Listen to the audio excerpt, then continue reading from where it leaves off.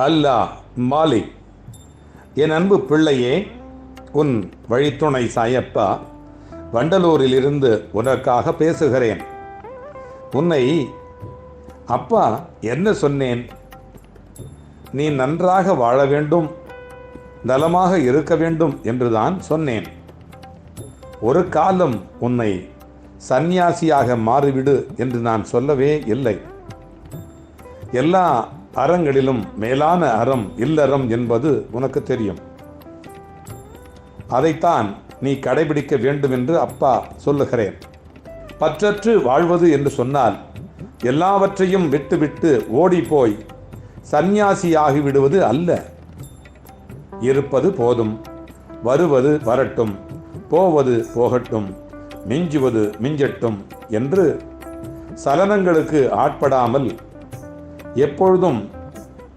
எப்பொழுதும் சரி நிகர் சமானமாக சமநிலையோடு இருப்பதே பற்றற்ற வாழ்க்கை ஆகும்.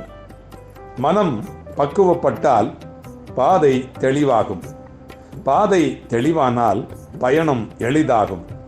பயணம் எளிதானால் வாழ்க்கை இனிதாகும். தொலைந்ததை தேடுவதை விட்டுவிடு. இருப்பதை தொலையாமல் பார்த்துக்கொள். முனைப்பாக வாழ நினைக்காதீர்கள், முறையாய் வாழ நினையுங்கள். என் பிள்ளைகளுக்கு அதைத்தான் நான் சொல்லி வருகிறேன். இங்கு வாழ்க்கை பற்றி கற்றுக் கொடுக்க நினைப்பவர்களிடத்திலே கேட்டுக்கொண்டு வாழ்க்கையை நடத்த முயலாதீர்கள். ஒரு காலம் முயலாதீர்கள். வாழ்க்கையை வாழ்ந்து கொண்டிருப்பவர்களிடத்திலே கேட்டு வாழ கற்றுக்கொள்ளுங்கள். பிரச்சனை என்பது வெளியில் இல்லை, ஒரு காலம் இல்லை. அது உன்னுடைய மனத்தில் தான் இருக்கிறது. தவறுகளை ஏற்றுக்கொண்டு உன்னை நீயே திரித்து கொள்ள முயற்சி செய். அளவுக்கு மீறி ஓய்வை எடுக்காதே. அளவுக்கு மீறி உழைத்து கொண்டிருக்காதே. காலம் அறிந்து கடமை ஆற்று. எந்த சூழ்நிலையிலும் மன அமைதியை இழக்காதே. என்னை ஆராய்ந்து பார்க்காதே. கடவுளை ஆராய்ந்து எடை போட முயற்சி செய்யாதே. அன்பால் கடவுளை அடையலாம்.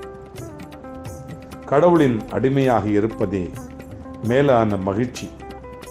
கடவுள் உன் உள்ளத்தில் குடிகொண்டிருக்கிறார். நானும் உன் உள்ளத்தில் இருக்கிறேன்.